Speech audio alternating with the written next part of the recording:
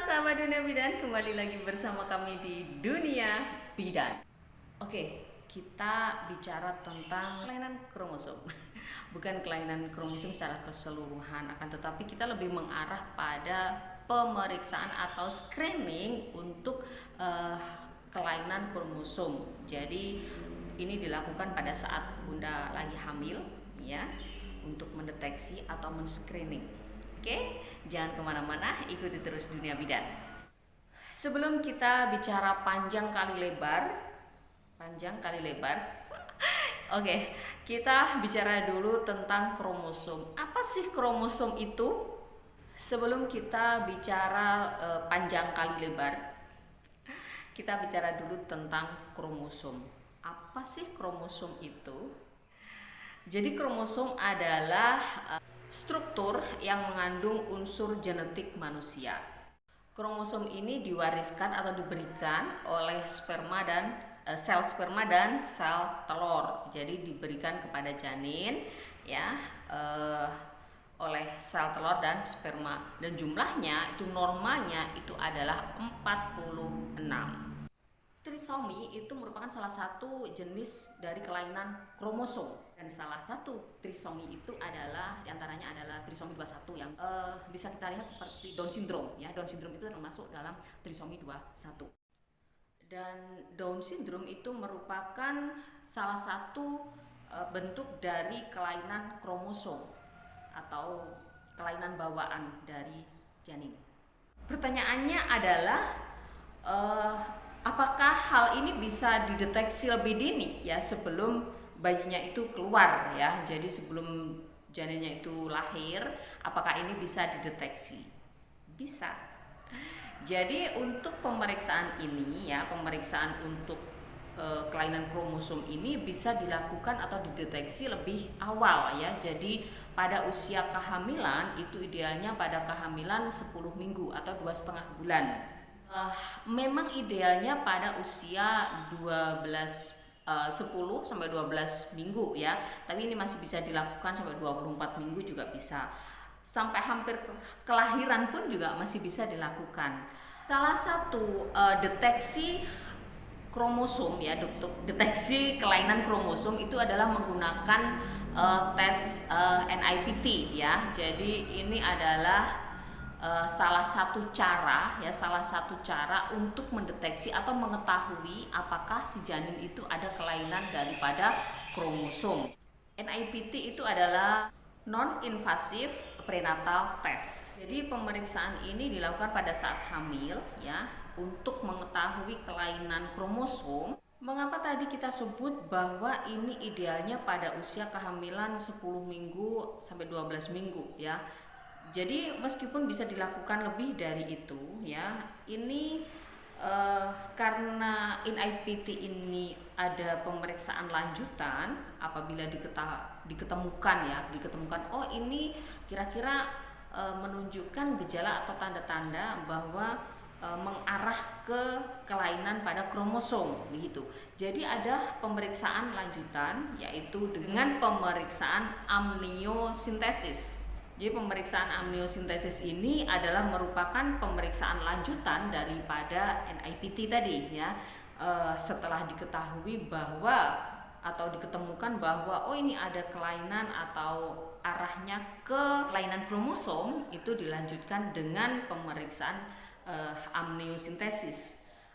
Pemeriksaan amniosintesis ini adalah dengan memasukkan jarum yang nanti tembus kepada, ya, ke perut, yang tembus ke kandung atau kantong ketuban, ya. Kantong ketuban nanti diambil cairan ketubannya dan nanti dilihat lebih dalam, lebih detail untuk memastikan ini ada kelainan kromosomnya. Jika ini dilakukan lebih dari, katakanlah, di umur kehamilan tua, ya. Jadi kalau kehamilan tua nanti seumpama diketahui oh ini ada kelainan kromosom, ya, dari NIPT. Untuk memastikannya kan menggunakan amniosintesis. Sangat berbahaya pada kehamilan yang lebih lanjut dilakukan amniosintesis karena janin gerakannya udah banyak, jadi nanti berbahaya sekali untuk jika janin ini bisa menyentuh pada jarum tadi. Karena itu idealnya dilakukan pada usia kehamilan 10-12 minggu. Kan pada 10-12 minggu itu pada kehamilan tunggal. Jika pada kehamilan kembar atau gemeli itu dilakukan pada setelah 12 minggu.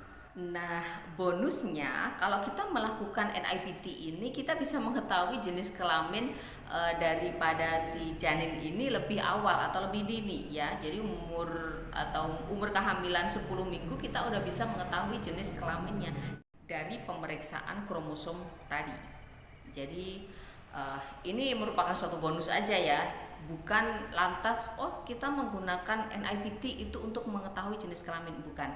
Jadi NIPT ini untuk pemeriksaan kelainan kromosom, akan tetapi dari NIPT ini bisa mengetahui jenis kelamin. Jadi biasanya kan usia 10 minggu kan belum bisa diketahui untuk jenis kelaminnya, tapi dengan menggunakan NIPT ini bisa dilakukan, bisa diketemukan jenis kelaminnya nanti. Apakah harus dengan NIPT kita melakukan atau screening atau melihat adanya kelainan kromosom? No, ya. Jadi tidak.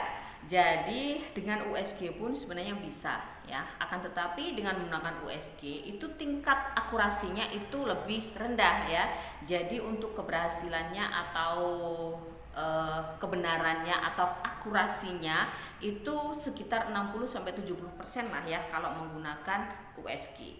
Dengan menggunakan USG itu bisa diketahui kelainan pada trisomi 21 ya.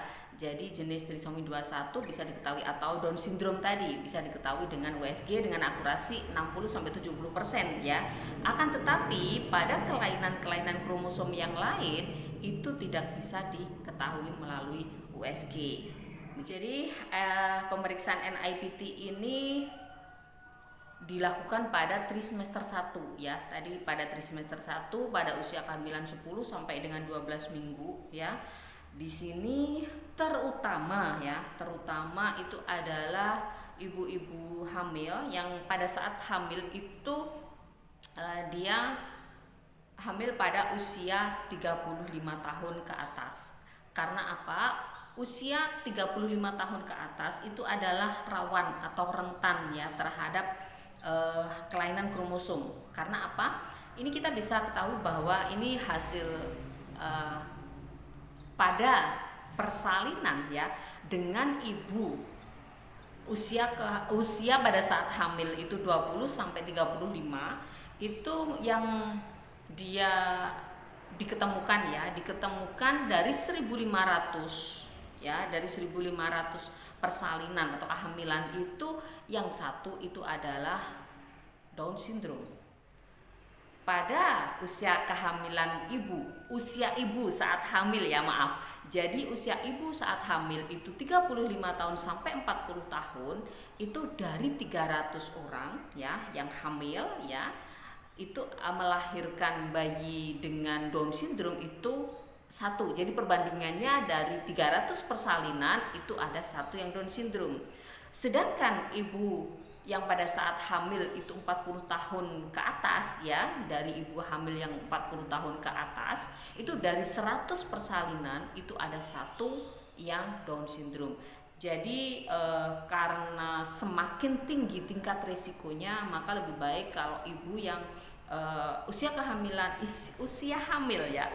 ibu pada saat hamil itu 35 tahun ke atas itu sebaiknya dilakukan pemeriksaan NIPT. Siapa lagi yang berisiko terhadap trisomi 21? Yaitu ibu yang anak terdahulu atau dia pernah hamil dengan anak dengan kelainan trisomi 21 tadi ya.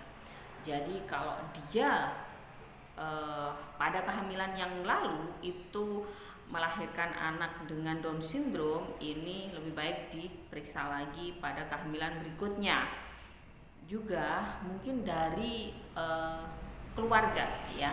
Jadi kalau memiliki keluarga ya dengan Down syndrome ya itu memiliki risiko lebih tinggi untuk hamil dengan kelainan kromosom tadi.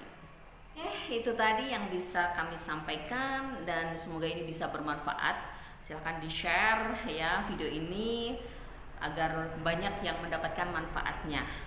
Jangan lupa like ya, komen, dan subscribe agar saya, kalau subscribe-nya banyak, semakin bisa termotivasi untuk membuat video yang lebih bagus dan lebih banyak lagi. Oke ya, jangan lupa ya like, comment, dan subscribe. Dunia Bidan.